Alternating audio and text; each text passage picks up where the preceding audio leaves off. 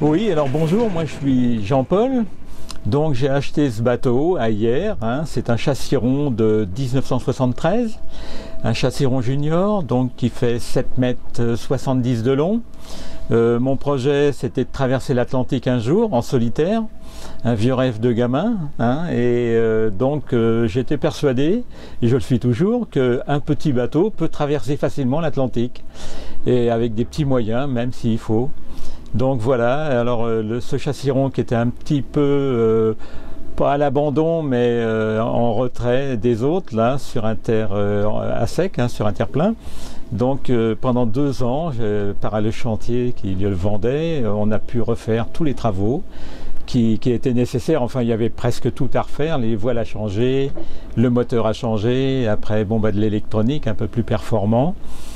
Et voilà, ça a duré 2 ans, et donc en 2009, il était prêt, et en septembre 2009, nous sommes partis avec ma femme, Marie, pour descendre de Hyères toute l'Espagne jusqu'à Gibraltar.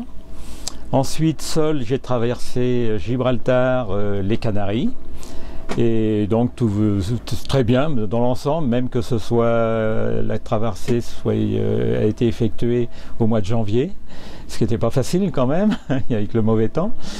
Et puis après, eh bien, dans la foulée, les Canaries, la Martinique, direct, hein, en l'espace de 30 jours, ce qui était très très bien pour un petit bateau comme ça, puisqu'on faisait 110 000 par 24 heures. Bonjour, donc moi c'est Marie, la femme du marin. Donc ce que je voulais vous raconter un peu comme anecdote, c'est que bien que sur un petit bateau avec pas tous les moyens modernes, c'est-à-dire sans téléphone satellite, tout moyen de communication moderne, eh bien j'ai quand même pu avoir des nouvelles de mon mari parce qu'on avait mis au point un système. Mon mari sur la VHF appelait sur le canal 16 un cargo qui passait pas loin ou un paquebot et même une fois un bateau militaire américain. Et il leur demandait en anglais primaire, mais ils ont tous compris, de pouvoir appeler sa femme en France pour la rassurer. Et donc ils ont tous joué le jeu. Toutes les semaines, j'ai eu des nouvelles de mon mari par ces bateaux-là qui m'appelaient. Et moi, je leur demandais la position et je savais ainsi où ils se trouvaient. J'étais rassurée. Parce que moi, à terre, j'avais sur la météo marine par Internet et je voyais bien qu'il était sûrement en grande difficulté. Mais j'étais rassurée par ces points réguliers à peu près toutes les semaines. Donc ça, c'était encore l'entraide des gens de mer, quoi. Mais c'est vrai que je pense que ces gros bateaux, voyant cette petite coque de noix dans le mauvais temps, ils ont dû prendre aussi un peu pitié et se sont dit on va rassurer la femme qui est effectivement de l'autre côté. Moi j'ai rejoint mon mari, je venais juste d'être en retraite, j'ai navigué 5 mois avec lui aux Antilles. C'est vrai que cette fois on a fait les Antilles nord-ouest.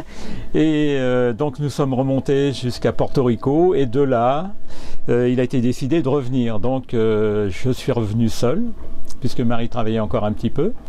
Et puis, donc là, la traversée a été plus longue que prévu puisque je suis parti en mai, ce qui est la logique le temps avant les cyclones, hein, sur les Antilles. Et puis là, j'ai subi 5 dépressions, hein, sur mon parcours, ce qui n'était pas du tout agréable puisque j'avais un temps un peu comme aujourd'hui, vous voyez, des forces 7 à 8 et donc une mer toujours avec des creux de 5-6 mètres. C'était un peu éprouvant, surtout que ça a été long, hein, 42 jours au retour jusqu'aux Açores, ça a été long, hein, vraiment. Déjà pour cette phase-là, après bon, le retour classique comme tout le monde, des Açores, Lisbonne, après nous sommes allés sur Gibraltar et revenir à Hyères, hein, Port Saint-Louis-du-Rhône pour être exact. Et puis là nous avons décidé par la force des choses d'être obligés de vendre le bateau. Donc on a pensé aux 1000 sabords, les Bretons c'est des vrais navigateurs aussi. Oui, alors voilà, donc nous avons fait donc de Port Saint-Louis-du-Rhône à Port Aigues-Mortes. Et de là nous avons dématé, traversé tout l'étang de Thau pour prendre après le canal du Midi, le début du canal du Midi jusqu'à Toulouse. Ensuite Toulouse sur les Bordeaux, donc c'est le canal latéral à la Garonne. Tout ça c'est parfait et après descendre de la Gironde, hein, et de la Gironde, l'Île-Dieu et après le Croesti direct. Hein, voilà notre parcours déjà. Alors en électronique, on est dans le classique, hein, un sondeur, un détecteur de radar, un GPS bien sûr, une VHF, une balise Argos là, qui nous positionne en cas de difficulté, vraiment. Dans les 10 minutes, elle vous positionne. Hein. J'ai fait principalement 3 personnes, mais je pense qu'un jeune couple, hein, 2 personnes, ou avec un petit enfant, s'ils veulent faire de la petite croisière côtière, c'est le bateau qui est génial. C'était très agréable comme navigation.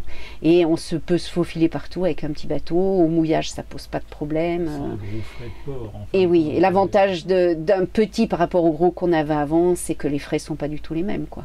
Tout est réduit, les frais de bateau, voilà.